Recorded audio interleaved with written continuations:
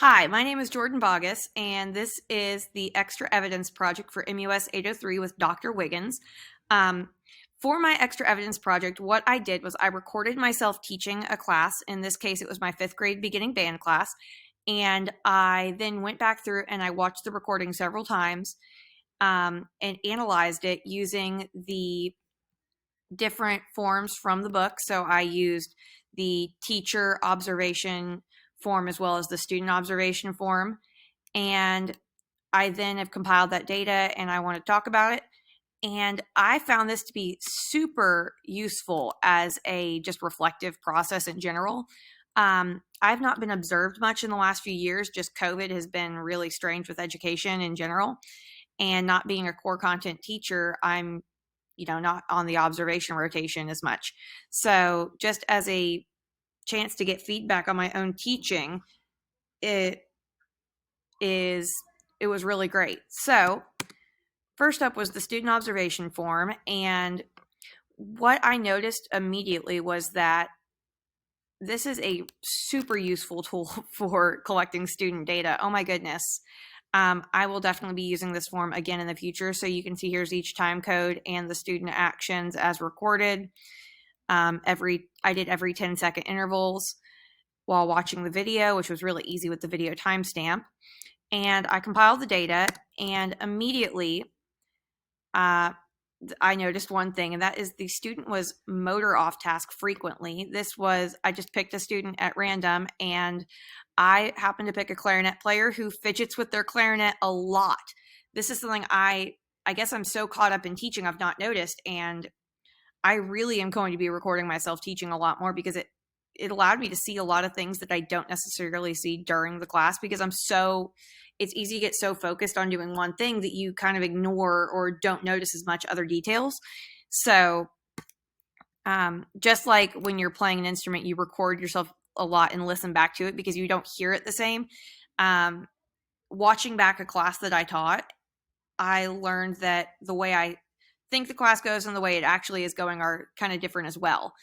Not necessarily in a negative way, just differently. So that was really interesting. So student was on task 45 out of 75 observations, so 60% of the time.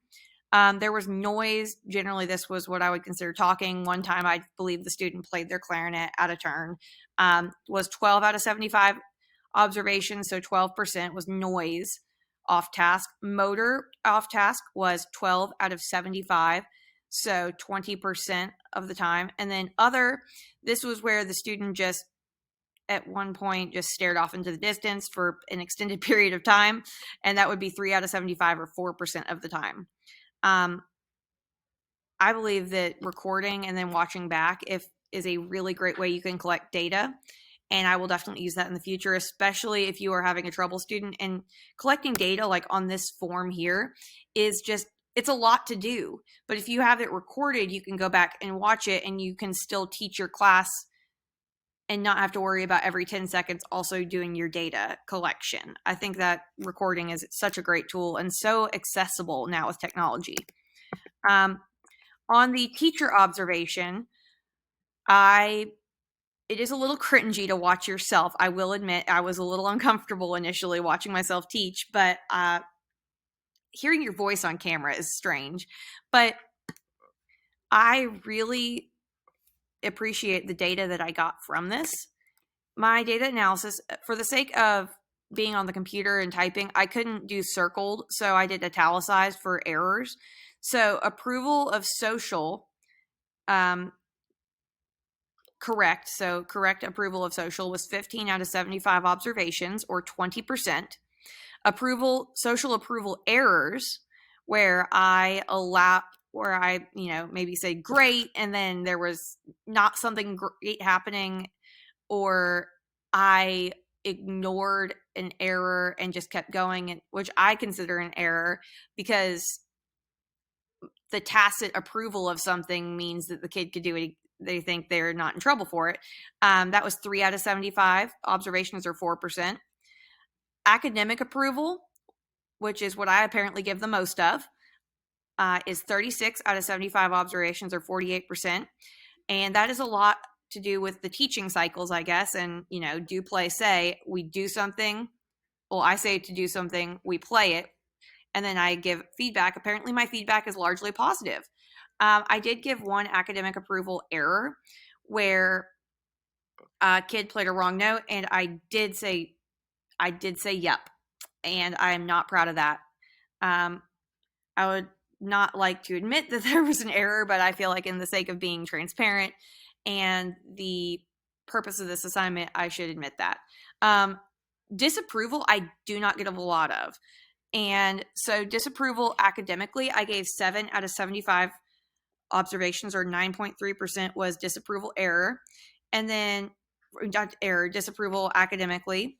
And then disapproval social was 17.3% of the time, or that missing number should be 13 out of 75 observations.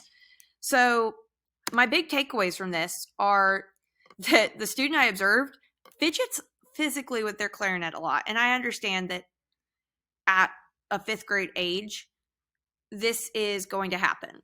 It's kind of to be expected that kids are fidgety and movey in between things, but it did seem a little excessive. The student was on task while playing, but in between they fidgeted a lot. My teaching cycles are not as fast as I would like, which I learned through watching this, and I need to talk less and we need to play more as a class. And I think that will help remove some of the disapprovals I had to give, because if we are keeping fast and on pace, there is not time for students to socially misbehave. And finally, I give a lot more approval than I do disapproval. I need to give more disapproval when undesired behaviors are demonstrated. That is something I have very much noticed from this. And I sometimes have those approval errors where I am tacitly allowing behavior to take place. So that it altogether is my extra evidence project. I hope this is helpful, and I hope that in the future you also record yourself teaching, because I found that to be incredible.